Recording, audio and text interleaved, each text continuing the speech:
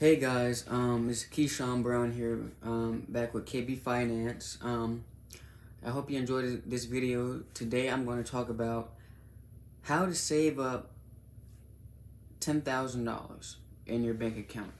You can be saving it for emergencies, for investment opportunities, whatever you want to use it for, but I'm going to talk about how can you save $10,000. I know you might have other financial saving goals. You might have a different amount, probably bigger or smaller, but what I'm going to go over is going to help you save faster and more efficiently with these strategies. So first is you have to have a source of income.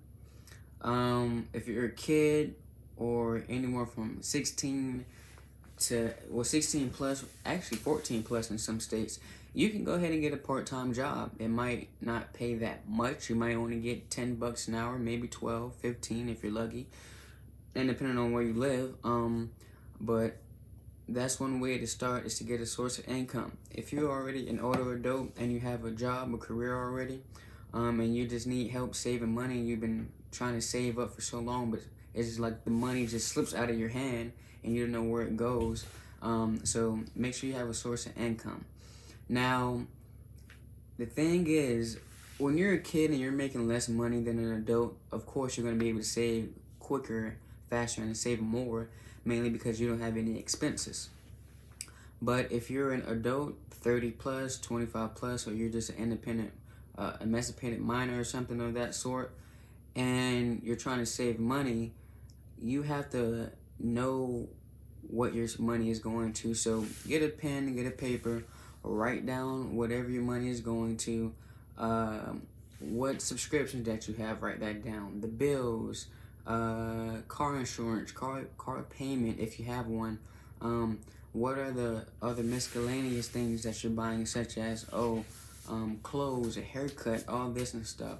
So make sure that you're tracking where your money is going.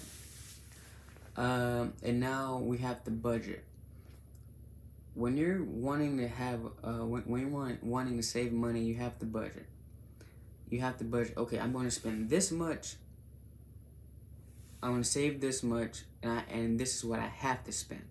So the spending money is, I might go out to eat one day. The I have to spend money is, bills, mortgage, etc. And that's more of necessities. Now, when it comes to what I'm going to save and invest, if that's what you want to do, this is what I'm going to save and invest.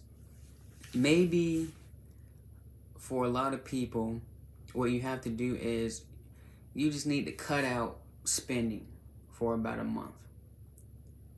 When you cut out spending for a month, you don't go out to eat, you don't buy this, you don't buy that. Just 1 month, and see how much more money that you have.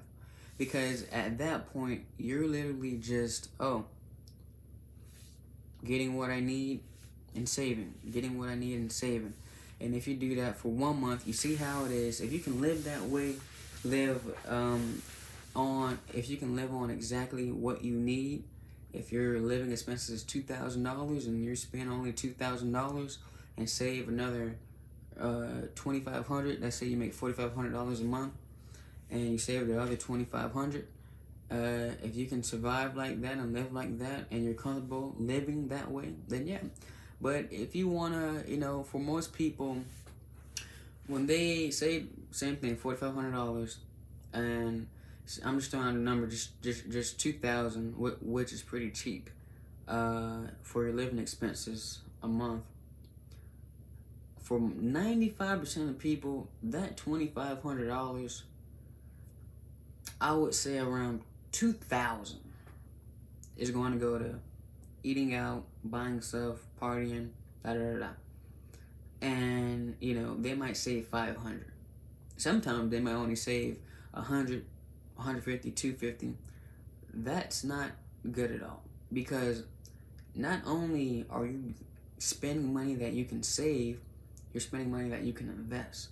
Just imagine 25, let's say you flip it around, say you, I have $2,500, I save 1,000, I invest 1,000 and I spend 500. That's the perfect budget for anyone.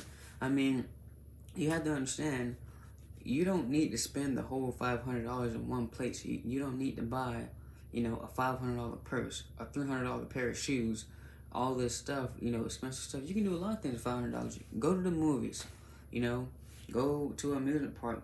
You can go out to eat several times a week if you want.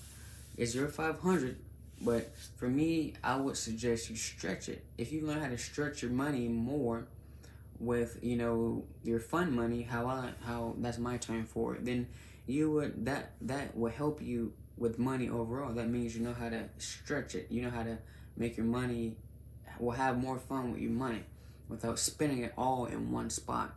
So that's one thing that you might need to work on if you're having trouble saving money.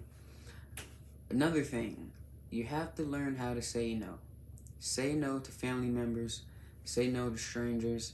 Say no to your temptations. Once you learn how to say no, oh, I don't need that, no.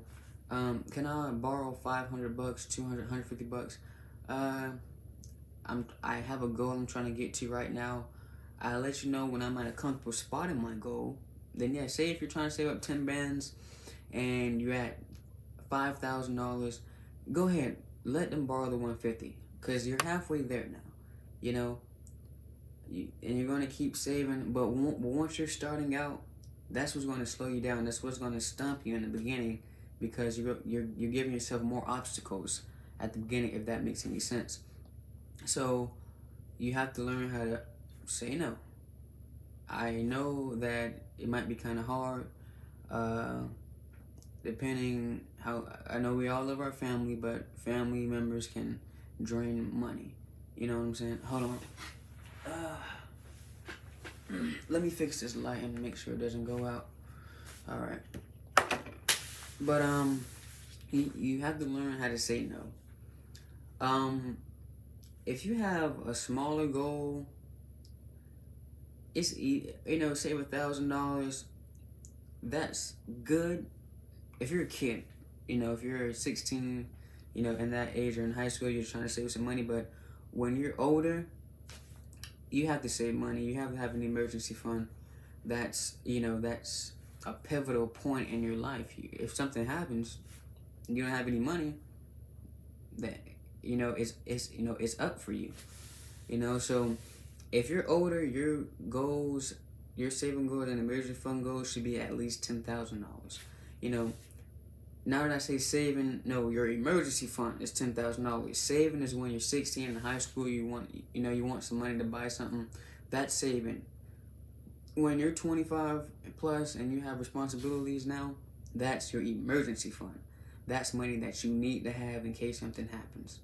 So with that being said, make sure that you prioritize your emergency fund. I know I was saying your savings, but now that I think about it, depending on how old you is, that's your emergency fund. Another tip that I would say is, get a side hustle. Wash cars. Like I said in a previous video, I used to wash cars for 20, 35 for trucks, but 20 for cars. Actually 20 for cars, 25 for SUVs, and 35 for trucks. And I used to make like $100 a weekend. Imagine you can get a part-time job, making an extra $1,000 a month. A simple $12,000 a year. But if you save all that money from that job, you're making $12,000 a year from that job, then guess what? You're going to have $12,000 in your savings. You know what I'm saying?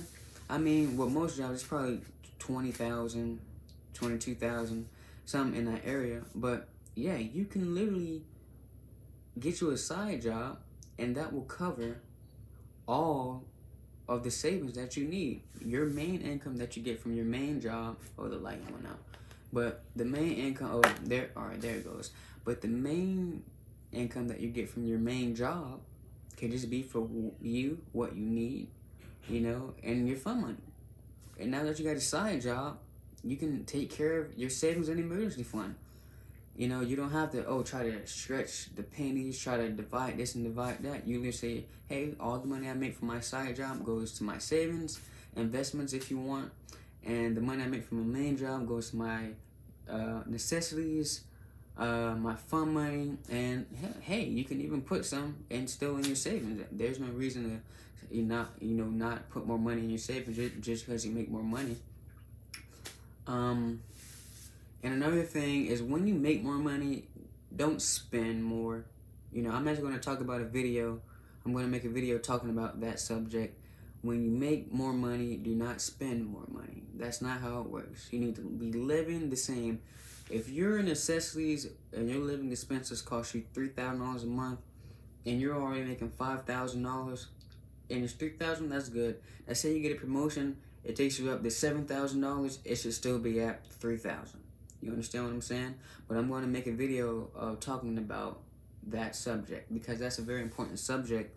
A lot of people don't really comprehend. They think, oh, I got a new job, I'm making more money, I can go out more.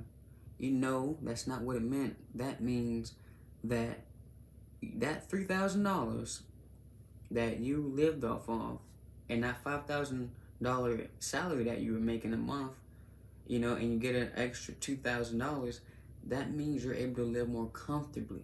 That doesn't mean you're able to live more lavishly. That means that the lifestyle that you're living is very comfortable. You know, you don't have to worry about when the next time you're gonna pay your bills.